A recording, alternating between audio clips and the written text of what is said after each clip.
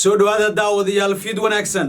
qodobada xiisaha leh caawa dalkan ku daawan doontaan haddii baraale laga helo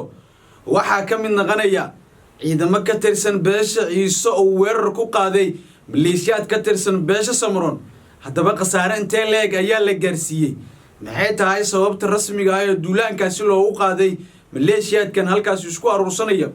sidoo kale qodobada kale xiisaha leh caawa dalkan ku daawan doontaan haddii baraale laga helo waxaa ka mid noqonaya dawladda mucaaradka dawladda Soomaaliya ayaa xirtay wadooyin waaweyn ee soo gala goobaha ay degan yihiin haddaba dhibaato intee leeg ayay bulshada ku markaasi haysaa iyo sidoo kale dawladda Soomaaliya maxay ka tiri arrinkaas muuqaalkan ayaan saaxiib yaal halkan idin kula wadaagaya sidoo kale qodobada kale ee xiisaha leh caawa dalkan ku daawan doontaan haddii baraale laga helo waxaa ka mid noqonaya ugaaska beesha ciise ciidamo ka amar qaata ayaana waxa ay galeen gudaha magaalada Saylac haddaba tiri intee leeg ayay ciidamadan ku socdeen maxay tahay ujeedkoodu ay halkaas u tageen faahfaahin xogtaasi ayaan saaxiib yaal idin kula wadaagaya halkan soo dhawaada qodobadaas iyo kuwa kale oo aan idin qarinayo ku daawan doontaan saaxiib yaal anigu soo waxaan ahay Abdiraxmaan Lisbon halkan aad iga daawanaysaan waa kanalkayga Macaash Media haddii aad markuu ugu horreysay fadlan kanalkan rukumo subscribe dheh muuqaalkan aad daawanaysiin la garay siin share garay oo saaxiibadaada la wadaag meesani daawade kamid noqo saaxiibada cusub ee gaarsiin laha 5,000 oo subscribe ka ah wax ka yar 80 qof oo kaliya ayaa nooga dhiman kamid noqo 80 kaas qof ee gaarsiin laha 5,000 oo subscribe ka maasanadeen hagaag aynu ku bilaawno qodobkeena ugu horeeya haddii aan fiiriyo saaxiib yaal ciidamada beesha ciise ayaa duulaan ku qaaday ciidamo ka tirsan maleeshiyada beesha Samaroon oo goob ay ku sugnaayeen ciidamadan ayaa dhowrkii maalmood waxay halkaasi ka wadeen hubaruursi waliba sidoo kale si ay duulaan ugu qaadaan mar kale ciidamada geesiyaasha ee beesha ciise balse laakiin xogo iyo waliba sidoo kale ila sirdoon oo heleen ciidamada geesiyaasha ee beesha ciise ayaa ku baxeen ugu dambeyn waxay ka adkaadeen ama ay ka hortageen maleeshiyadan halkaas isku aruursanayaan iyagoona qaarkood hadda lagu baacsanayo duurka xilli ay xaaladdu ay maaragtay adag tahay ciidamada geesiyaasha beesha ciise ayaa hore u sheegay inay doonayaan in duulaanadii ay hakiyeen inay mar kale dib u bilaabaan cashar fiican ayaana halkaasi looga dhigay qaarkoodna waa baxsad qaarkoodna iyagoo dhinteen ayay markaasi sheegeen iyo kuwa nolol lagu soo qabtaba ay warbaahintu ay usoo bandhigi doonaan xaalad inkastoo hadda ay tahay mid cakiran oo xogo markaasi aan rasmi ah la heli karin haddana waxaa muuqata in halkaasi looga awood sheegtay maleeshiyadan halkaasi isku aruursanayeen haddii aan fiiriyana ciidamo ka tirsan beesha ciise ayaa weerar markaa ku qaaday fariisimo ay ku sugnaayeen ciidamada iyo waliba sidoo kale maleeshiyaad la sheegay inay ka soo jeedeen beesha Samaroon taas oo markaasi sare u sii qaadaysa xiisadda colaadeed ee ka taagan gobolka Awdal wararka hordhaca ayaana sheegayaan in iskahorimaadkan uu sababay khasaarooyin isugu jira dhimasho iyo dhaawac inkastoo aan weli si rasmi ah loo xaqiijinin tirada rasmiga ee halkaasi ku geeriyootay balse laakiin xaaladda ayaa u muuqata mid halkaasi lagu baabi'iyay ciidamadii maleeshiyada ee halkaasi isku aruursanayay xaaladda gobolka Awdal ayaa caawa qasan kadib markii dagaal xoogan iyo waliba sidoo kale ka hortag xoogan ay sameeyeen ciidamada beesha ciise ila sirdoon oo ay heleen ayayna ku baxeen waxayna ay garawsadeen in ay cashar u soo dhigaan taas oo ay markaasi ka hortagii ay dhalisay in ciidamada qaar ay baxsadaan kuwa qaarna ay halkaasi dhibaatooyin waxyeelo lagu gaarsiiyay xaaladda gobolka Awdal ayaa aad u cakiran daawada marka la fiiriyo caawa kadib dagaalkaasi iyo ka hortagaasi ee halkaasi uu ka dhashay ciidamada geesiyaasha beesha ciise waxa ay sheegeen inay diyaar u yihiin in har iyo haweenba ay difaacaan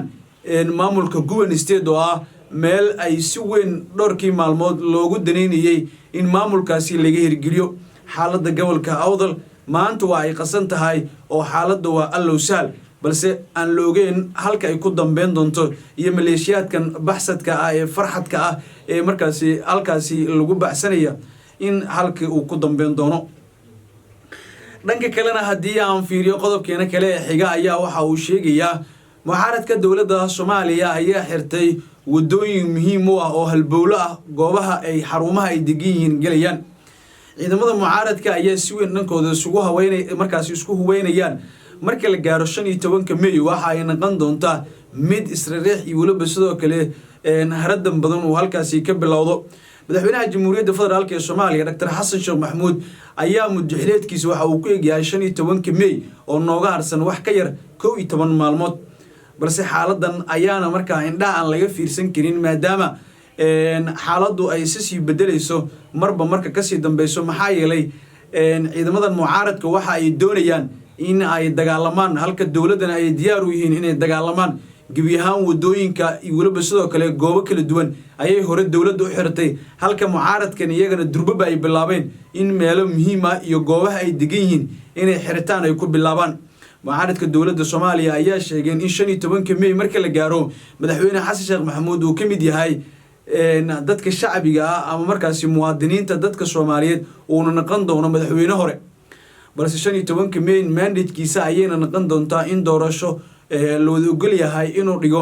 inkastoo aysan suurtagal ahayn haddana iyagana waxay ku doodayaan dawladdu in muddo kororsi hal sano oo dastuurku ogol yahay inay sameysanayaan